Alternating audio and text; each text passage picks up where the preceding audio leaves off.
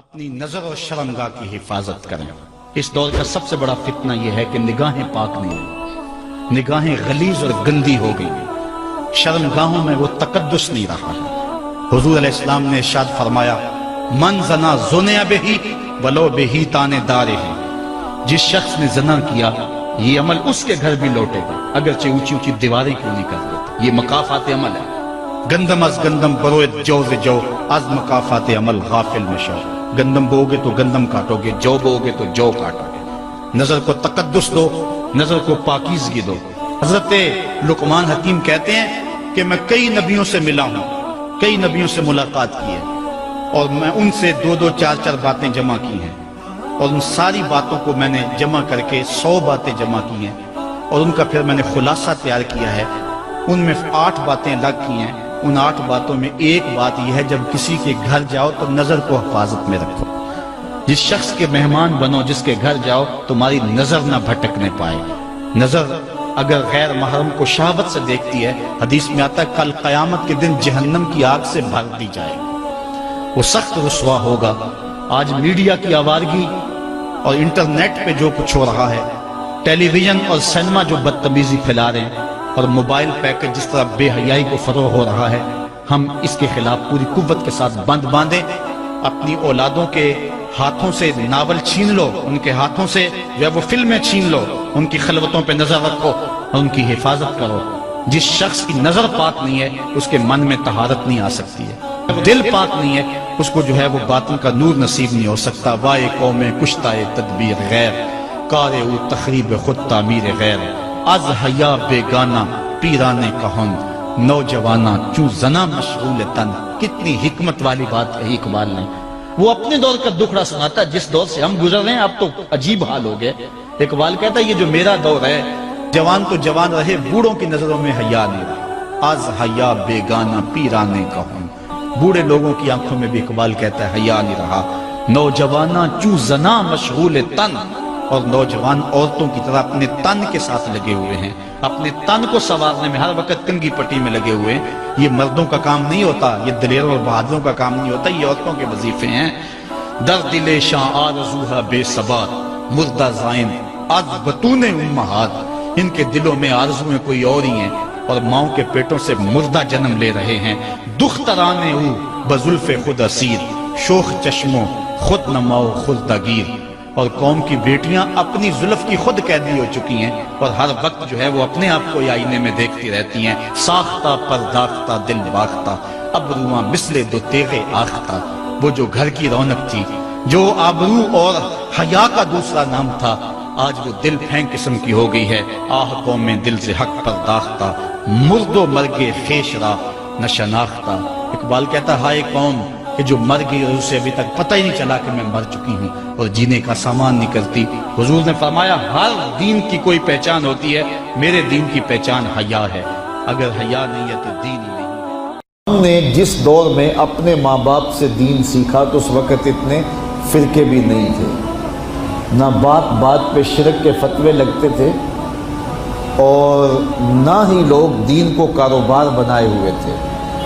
اس وقت کوئی کھڑا ہو کے نعت بھی پڑھتا تھا تو اس کی آنکھیں بند ہوتی تھیں اور تصور مدینے کی گلیوں کا طواف کر رہا ہوتا تھا۔ اور اگر کوئی پیر طریقت تھا تو اس کا مقصد مخلوق کو اللہ تک پہنچانا تھا، لوگوں کا دل اپنی جانب موڑ کے مائل کر کے اپنی جیب گرم کرنا مقصد نہیں تھا۔ اس وقت عالم دین لوگوں کی عقیدتوں کو سمیٹ کر کے، گھیر کر کے، اپنی عقیدت کے دائرے میں ڈال کر کے ان سے سطحی مفاد حاصل کرنے کا دھندا نہیں کرتے تھے۔ اس وقت عالم دین بندے کو گناہ سے نکال کر کے اللہ کی دہلیز پہ سجدہ ریز کرنے کا کام کرتے تھے۔ اور آج ہم دیکھتے ہیں کہ فرقہ پرستوں نے اسلام کو توڑ کے رکھ دیا، اور جو لوگ بیچارے اللہ کے حضور سجدہ ریز ہوتے ہیں، ان پر شرک کے اور بدعت کے فتوے لگا کر کے ان کو اسلام سے بدزن کرنے کی کوشش کی، اور نعت خوانیاں ایک بہت بڑا کاروبار بن گیا، اور پیری مریدی ایک بہت بڑا دھندا بن گیا، تو اس دور کے اندر اپنی اولاد کو سنبھالنا، وہ طرح طرح کے سوال کرتی ہے، پوچھتی ہے، تو پھر ان کو دین پر مطمئن رکھنا اتنا آسان کام نہیں ہے۔ ہمارے والدین نے ہماری تربیت کی تو ان کے لیے قدرے آسان تھا، لیکن ہمارے لیے اپنی اولاد کو سنبھالنا اور دین کی راہ پر ڈالنا قدرے مشکل ہے۔ لیکن ہمارے والدین نے جو آسان کام کیا تھا اس کے لیے بھی بڑی محنت کی تھی، اور ہم اپنی اولاد کے لیے کیا اتنی محنت کر رہے ہیں جتنی محنت ہمارے والدین نے ہمارے اوپر کی تھی۔ تو اگر ہم نہیں کر رہے تو پھر ہماری اگلی اولادیں یا ان کی اگلی نسلیں پھر کن ہاتھوں میں ہوں گی؟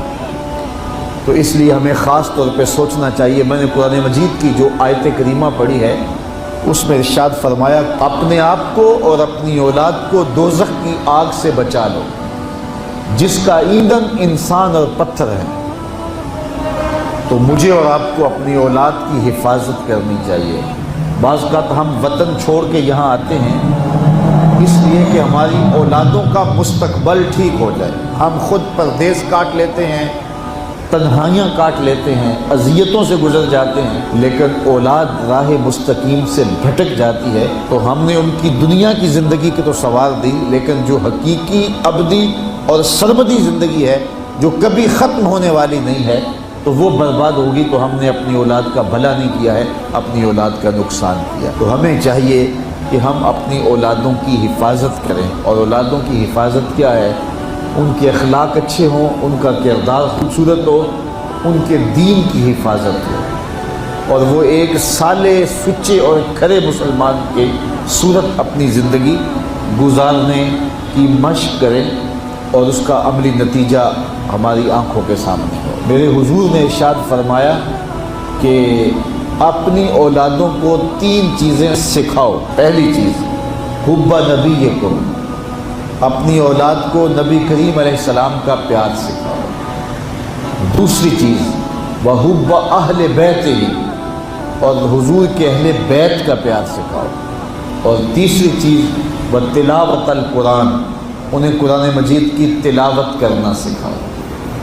یہ 3 چیزیں آپ اگر بچپن سے ہی اپنی اولاد کے اندر داخل کر چکے تو پھر آپ کامیاب ہوئے۔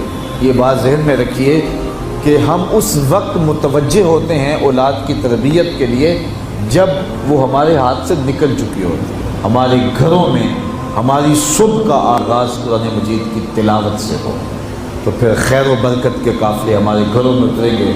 قرآن ہماری زندگی کو بدلنے والی کتاب ہے۔ جب ہمارا ربط اس کتاب سے ہو جائے گا، پختہ تعلق اس کتاب سے قائم ہو جائے گا، تو پھر زمانے کی تیز آندھیاں بھی ہمارے پائے استقلال میں لغزش نہیں لا سکتی ہیں، نہ ہمارے عقائد میں خرابی آ سکتی ہے، نہ ہمارے عمل میں کمزوری آ سکتی ہے۔ اس لیے ہمیں معمول کے طور پہ قرآن مجید کو اپنی زندگیوں میں شامل کرنا چاہیے اور اپنی اولاد کو اس کا خوگر بنانا چاہیے۔ ایک زمانہ تھا کہ ہر گھر میں صبح کو قرآن کھلتا تھا، اور آج وہ دور ہم سے چھوٹتا چلا جا رہا ہے۔ صبح کے وقت موبائل تو کھلتے ہیں لیکن قرآن نہیں کھلتا، جس کا نتیجہ کیا؟ آج بے برکتیوں کے ڈیرے ہیں۔ کثرت مال کے باوجود بھی ہم بے برکتی کی بات کرتے ہیں، اس لیے کہ ہمارے گھروں میں قرآن مجید کا چراغاں